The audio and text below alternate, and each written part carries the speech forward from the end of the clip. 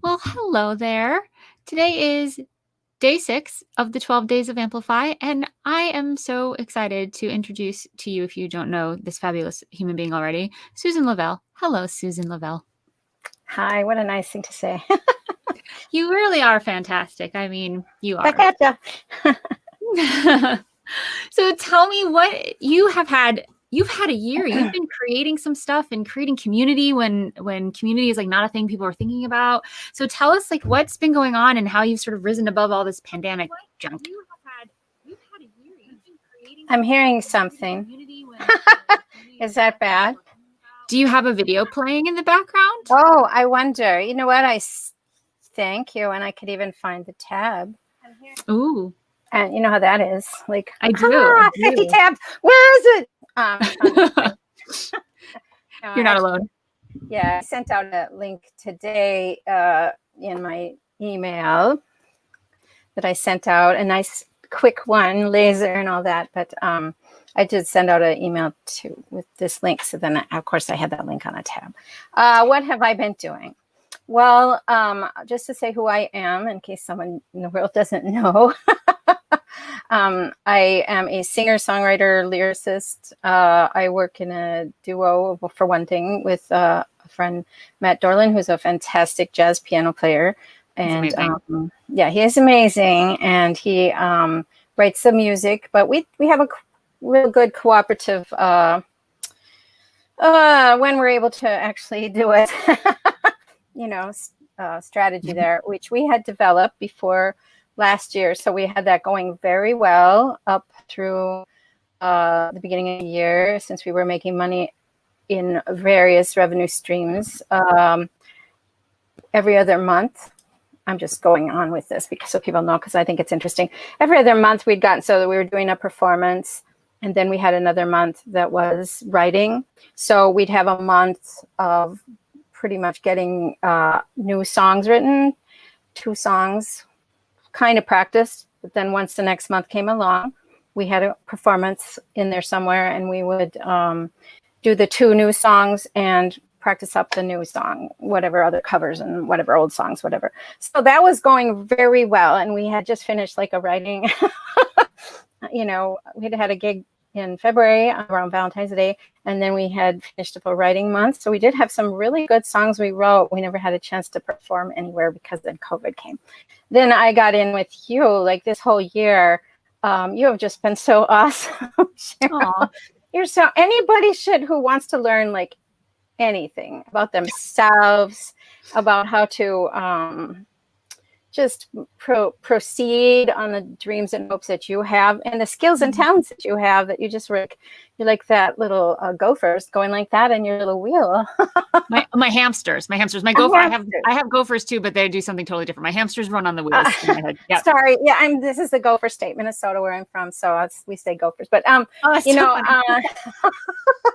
they're actually 13 striped something others. Anyway, but this is what you do like that. And I mean, Matt and I had started a good process that got interrupted.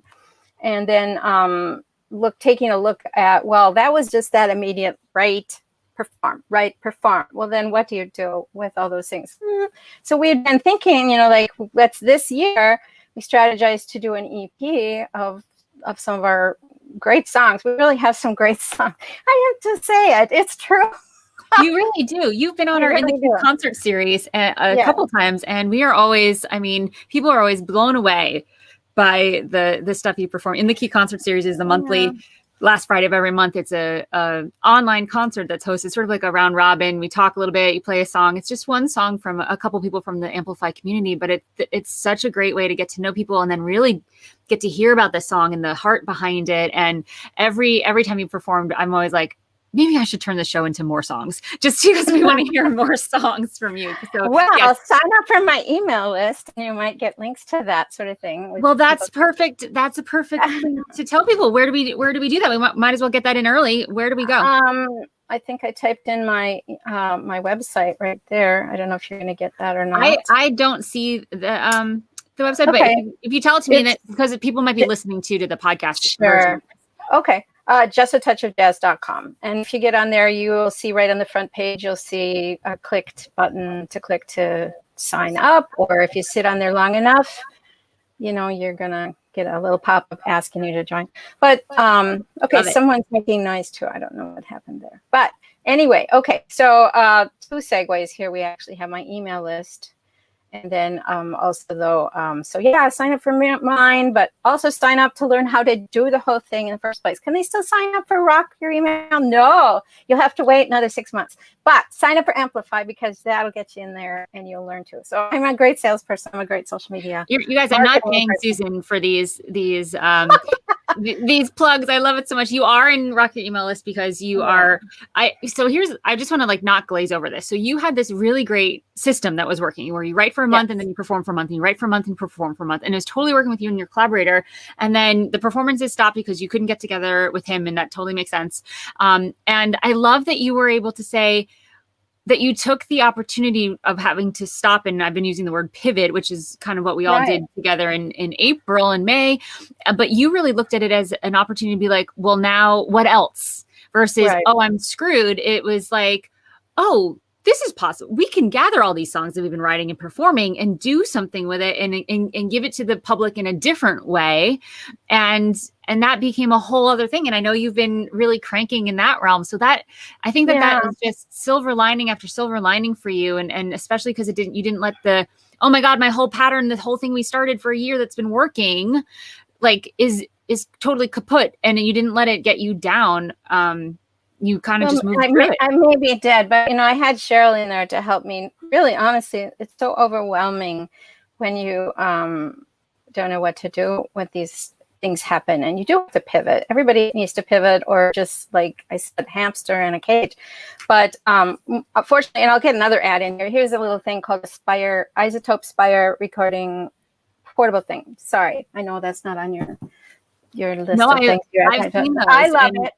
Yeah. I use it. I took it to all our practices. I just plugged it in and started it. It does a fantastic job. And I've got this like gigantic pile of things that we practice. Now, it's also helped me learn. I'm rambling here, but it's really helped me learn over the last year how to really get in there and edit the sound on things. So, I mean, it's not always perfect. What I did today, so anyway, I've got just tons of stuff that we did, whether it's us working together on a song, like, oh, well, let's do that. Okay, try that. No, don't try that. So, or just like the practices that were really, really very good right before a performance, but maybe had me laughing, or it had like papers at the beginning. There's always paper noises, like, where's my song? But, so I've learned how to edit those. And then just today I sent out an email telling my fans about this, and also sending out a song that was a medley of Irving Berlin, Count Your Blessings and White Christmas from last year, the year before, Christmas concert, which we couldn't do this year. And, it's just a practice. And I decided, I've kind of done this before to my email list, but I decided I'm going to call it, what did I call it? I called it something or other vault. Practice vault, maybe. I said, oh, nice. Because my survey, I took another thing you suggested, is we find out what does our audience want us to do. And I did do a survey a couple weeks ago, and basically they all wanted more music. Well, it's hard when you haven't been able to record, and all you have is this practice vault. But I just decided, okay, well, let's get in there and dig out some of those that are appropriate for the season, and let's dig out some of those that I can clean up. And, Matt had said, well, people put out practice things. They usually aren't very practicey. But, like in this one, I happened to say, on White Christmas, he's doing an interlude, and I said, let's do a little bit more jazzy, can we, when I come back in? Well, I can't take that out. It's 2 people on one track, and it's voice over all of that, and you'd screw it all up totally with artifacts. But I love that. Yeah. That's so special. Your fans get to be like in the room. I think that's such a great idea. The practice vault. You might have just gave an idea to a bunch of, like, what do I do with all of this stuff? I've got voice memos and things. And here's the thing about, like, most people, like, when they put out a demo, this is a demo, it actually sounds really good. Just set your fans up for, like, this is not like it's a demo, but it sounds really good. This is like this was recorded through my iPhone or through my whatever. And really just be like, this is terrible recording. But if you can just imagine yourself in the room, like transport yourself, I know. I told them you are a mouse. You are a mouse in the back. You are a mouse in the corner listening to us practice. And who gets a chance to hear that? So only our insiders, which is what I call the people on my email list, only the insiders will get to hear that. I am in the room listening to how this stuff goes. So I thought that's kind of cool. And so just to mention that as far as the email, trying to find ways to make it interesting to people. And ways to use content that you already have while you're sort of a little bit stalled in terms of making your own content because of studio and your partners and all that thing. So it's a great way to do that. Totally love that. And I'm just going to have a little banner. So if you're curious why Susan keeps talking about Amplify, this is the link. If you want to join, the cart opens, the enrollment opens twice a year. So that's happening very, very soon. You can get on a wait list and get some goodies. Yeah. So I just recommend for everyone to do that is serious about learning, not if you're not serious, but totally if you are interested in making the progress and leveling up, as she always says, to do that better strategic job of what you want. Yeah. So, and I can't stop advertising that, but I do want to pivot again on another thing that was mentioned before, which was in the key concerts, because that's kind of the win that I wanted to talk about. The whole thing is a great big giant win, but I want to say that I was on a couple of Cheryl's in the key concerts, like she mentioned. It was like once a week we were doing it at that time. People could just, it was a fairly small group of us, maybe 15 to 20 in total in all through the summer. During COVID, during COVID, every day we were just buds. We met every single day for 3 months straight. I was like, let's take this small. It was a small group of like 10. I think there were about 20 people enrolled, and I was like, let's just meet every day because a lot of us are alone, and let's do concert series. Let's see if we can't build up some audiences and cross promote. So you were there the whole time. I was there, because I was getting something totally out of it, and so was everybody. But my point is that we had a concert every week. So I did a couple, and of course, Matt did a nice track for me, which I have to thank him for too again. But the thing is that I'm sitting there at the last one, I think, and thinking to myself how that could be useful. And like I said, I'm from the Minneapolis, Twin Cities area. We had a terrible I could say we had a terrible summer, because we really did. And there was, burnings of fires aside from the murder of George Floyd, and a lot of scrutiny, and everyone is looking at their own self to see, why do I have hidden racist thoughts too? I mean, everybody has to uncover all those things. And so that's totally fine. And for us to do, we have to do it. Whoever we are and whatever we think about ourselves, we better be doing that. But the other thing I thought, and there was just a lot, like economic insecurity, COVID, all this, what's going on? And so I thought people have got to be writing songs right now. And if you're an artist, because that's kind of the way people respond. If that's what you are, that's kind of what you do. And so I kind of got that idea right off of Cheryl's key concert. I thought, well, how about here in the Twin Cities? I know a bunch of people. Why don't I just start asking people? So I kind of got this idea, and Matt went along with it. I went to graduate school, and I got in the writing studies department, and it's a scientific and technical communications master's degree. So despite that I'm an old person, I do know something about technology and how to use websites and usability and all that kind of thing. So I just said, well, how about if I just put together some videos and I put them together and I put some little intros, and I can do that. I don't want to do a live stream like we're doing right now. Can you imagine getting 5 or 6 people on a live stream at the same time? You'd never be able to succeed at getting them all in there. And I was much more prone to think, hey, videos, let's put them all together and just blurt them out there like that. So I did. Anyway, I'm rambling again. But anyway, it just was an idea I had to just contact a bunch of people, and I did get some, and it went very, very well. And then I put it up on YouTube, and I've been what's it called? Like crazy. It was called United. I always say it wrong. Uniting the Twin Cities with Music.